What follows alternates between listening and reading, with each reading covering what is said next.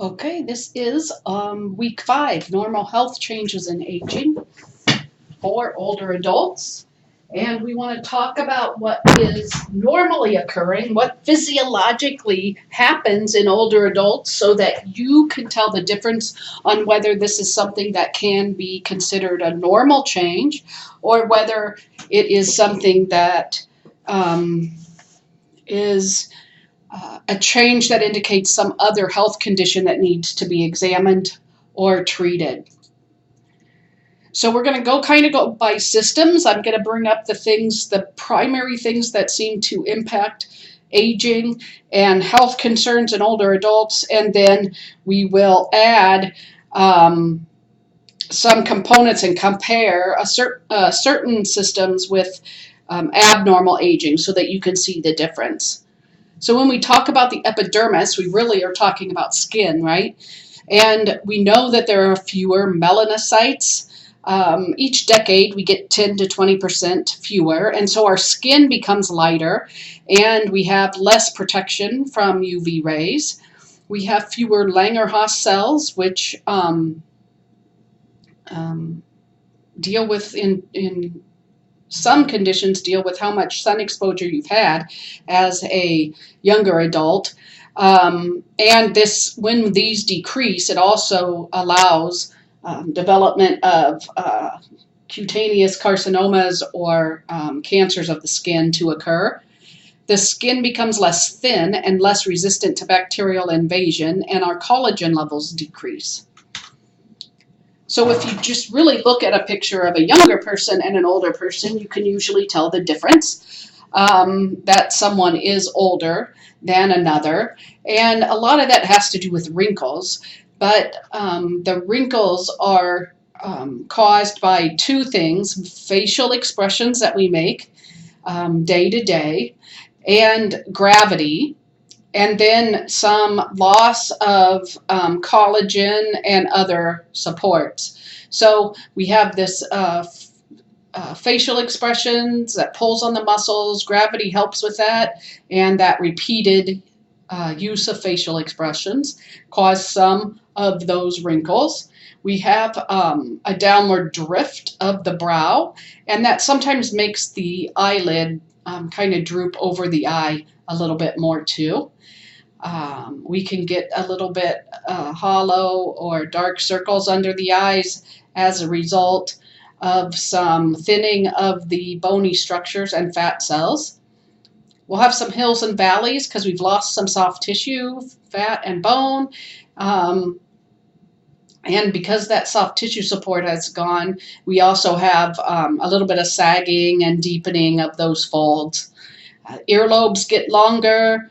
The lips become more thin. We'll usually end up with a bit of a jowl formation. And the tip of the nose, the cartilage and bone support of the nose will have a little bit of drooping there as well. Our skin has a lot of important functions, so we want to make sure that we can support proper functions of the skin if we have deficits or impaired skin integrity. So we want to make sure that we can deal with wound healing, replace cells, and that repair. We've declined that cellular replacement up to 50%. Vitamin D production in the epidermis has declined, and our sensory perception in the epidermis has declined. So we don't notice things that might be hot or sharp as quickly as we might have previously. Older adults are at risk for both hypo and hyperthermia.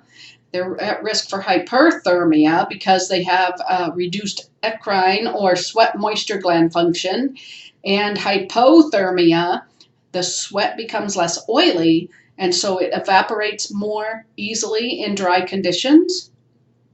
And then the dermo-epidermal adhesion weakens, and that gives skin tears. I've put a really nice brief article about skin tears in your modules page for you to review and look at. It's an important article. Take a look at that. It talks not only about identifying skin tears and why they occur, but how to treat them. And skin tears is one of those things that older adults get that really can be distressing, can change the visual appearance of the skin, and can be quite uncomfortable.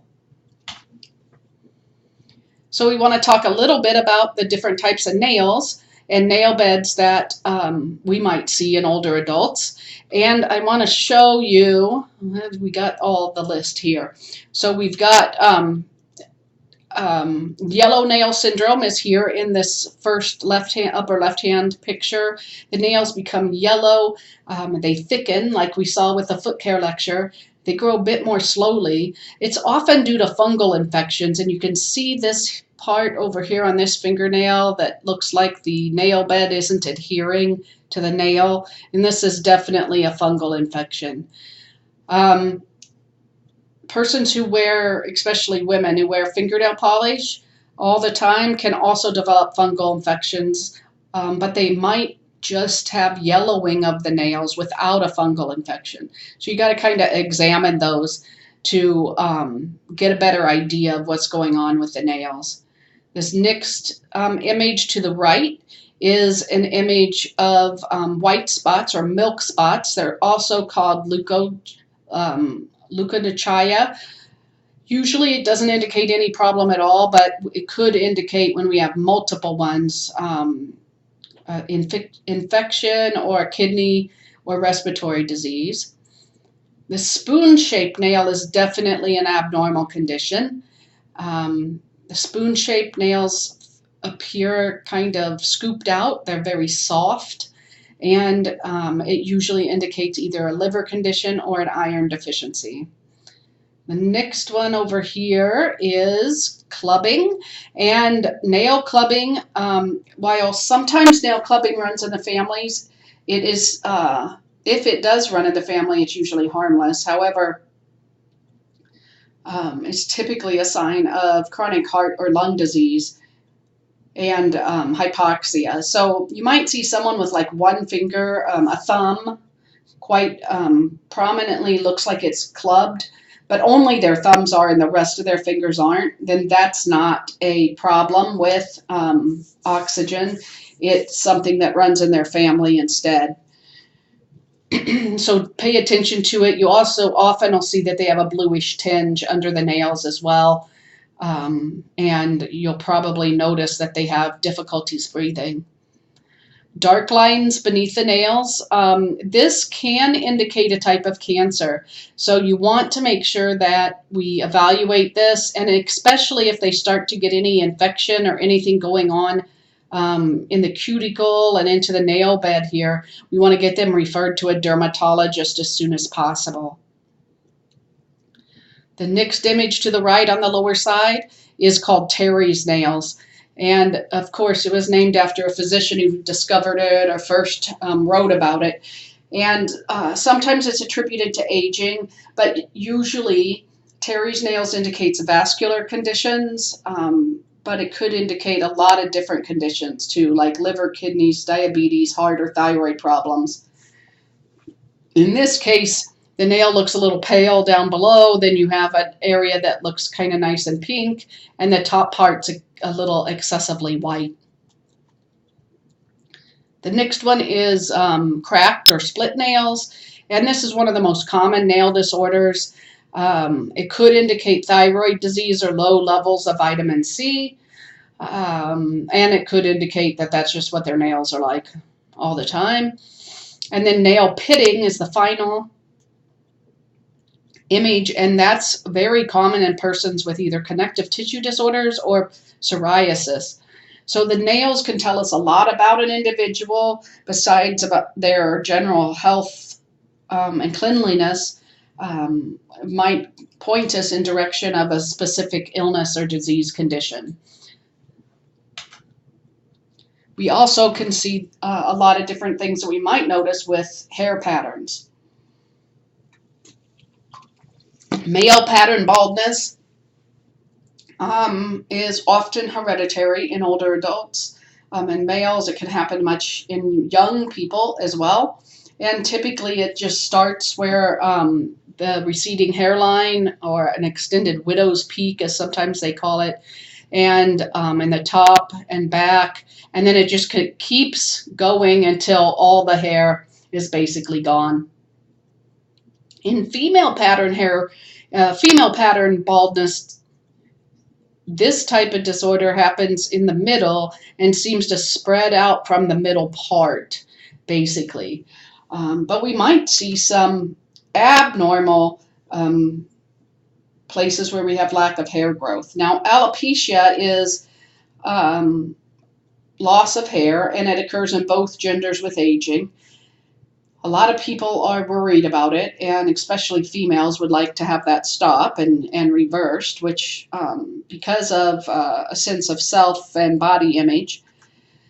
But if your patient has alopecia, like at the base of their neck or in spots throughout their head, then you want to take a look at that and see what's going on. So think about this question. Your female patient has alopecia at the base of her neck, and what is your conclusion? It's normal process, a skin disorder caused or brought on by stress that will resolve, typical female pattern baldness, or she needs to go in and see someone right away.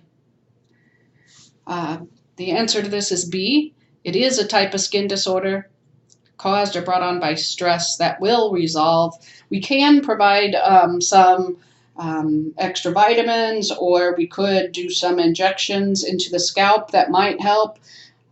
But typically once the stress resolves, then the alopecia resolves. When we think about aging, it is kind of a spiral process where we start as a young person and things accumulate as we go along.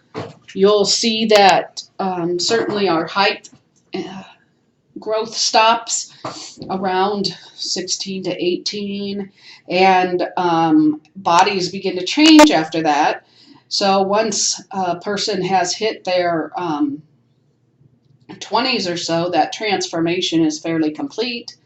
And then in the 20s to 30s, we see some extra subcutaneous fat that's deposited, and that changes the body shape gradually over time. Then in the 30s and 40s, we start to see more sudden weight gain. This is typically due to changes in hormones and endocrine systems, especially in women. And then in 40 to 46 range, the upper half of the body appears to be larger than the lower half typically. Now we can change this pattern through exercise and good dietary habits, but you will see some changes that occur that are fairly typical in a lot of people who don't do a lot of regular exercise or have other health conditions that might influence that body weight or predispose them to additional body weight. So here's a typical pattern for a male. Most guys have a tendency to develop more adipose tissue in their abdominal area and upper arms as they get older. As people also get older, we can see some height changes due to osteoporosis and curvatures of the spine. In this second picture, you're seeing a little bit of scoliosis going on and a little bit of kyphosis. If this continues, then the kyphosis is going to drastically shorten their height down to about 5'2", 5'1" in this case. And that kyphosis really makes the head tip downwards, and so it's really hard for them to walk upright, and they can have a lot of discomfort and pain as well. So osteoporosis basically is when our bone has stopped remodeling because of that change in hormone structure. This happens in women about at the time of menopause, and really, if you think about it, the best time for bone growth and remodeling is for young people. So teenagers up to about 26 need to ingest as much calcium products as they possibly can.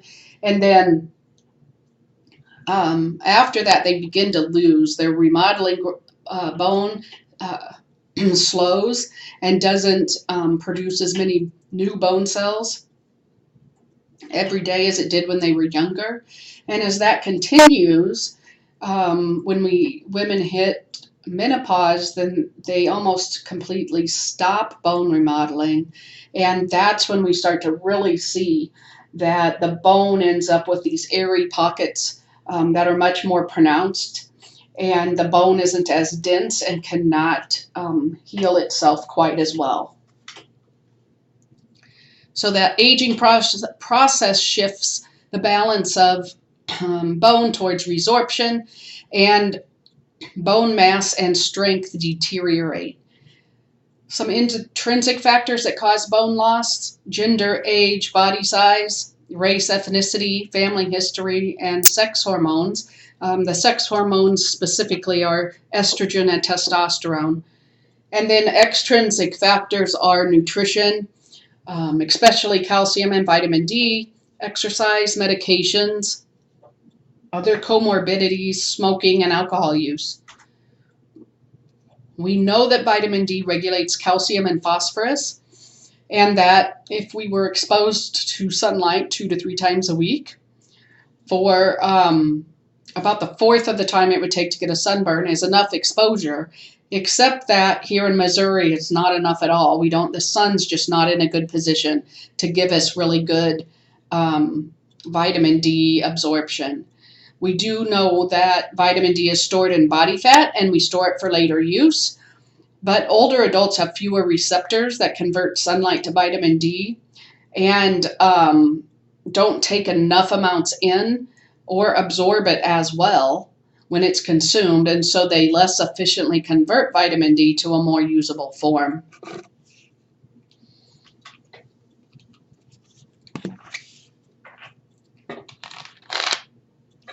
We're going to pause here for the next section.